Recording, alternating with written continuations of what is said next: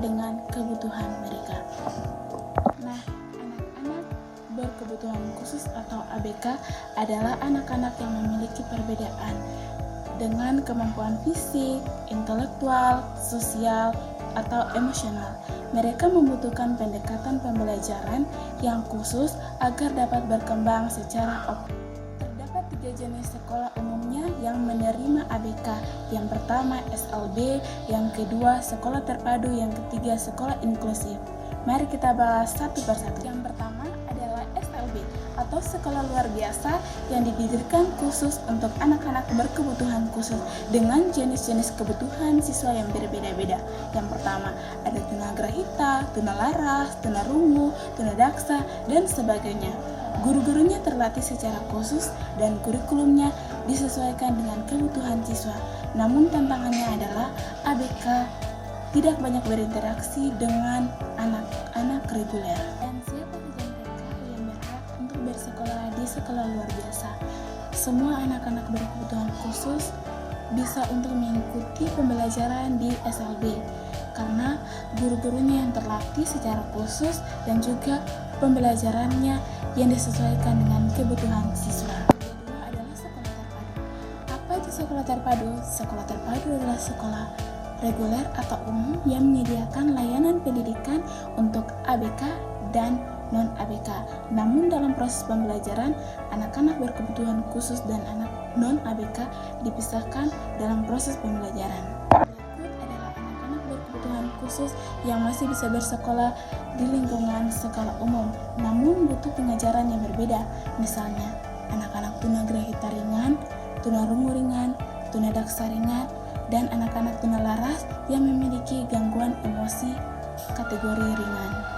Ketiga atau yang terakhir, apa itu sekolah inklusif? Sekolah inklusif adalah sekolah yang menerima semua anak, baik anak reguler maupun anak berkebutuhan khusus, untuk belajar bersama dalam satu kelas.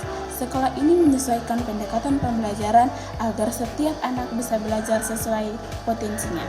Dan berikut ciri-ciri sekolah inklusif.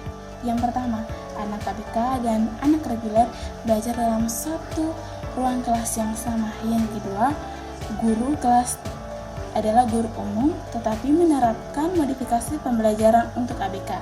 Yang ketiga, menekankan kerjasama, empati, dan toleransi antar siswa.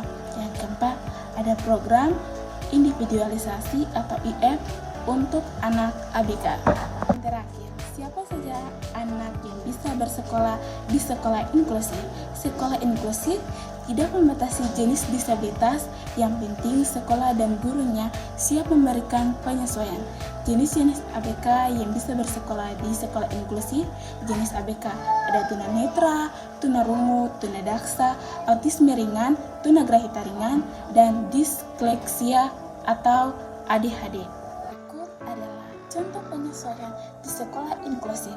Kebutuhan anak tunanetra adalah buku braille. Yang kedua, anak autis, jadwal rutin, tempat duduk yang tenang. Anak ADHD, waktu belajar singkat, gerak fisik lebih banyak.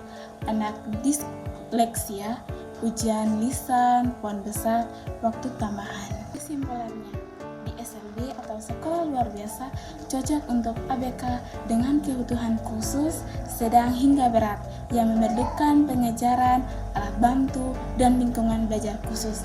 Kelebihannya, tenaga pendidik terlatih khusus. Kedua, kurikulum disesuaikan sepenuhnya. Ketiga, lingkungan belajar aman dan fokus. Kekurangan, mungkin ada interaksi sosial dengan anak reguler terbatas. Yang kedua, sulit membangun kesiapan hidup di masyarakat umum. Kumpulan sekolah terpadu cocok untuk ABK dengan kemampuan sedang yang bisa bersosialisasi dan mengikuti pembelajaran khusus dalam lingkungan umum. Kelebihan, belajar di lingkungan sosial dengan lebih luas. 2. Masih mendapatkan pembelajaran khusus. 3.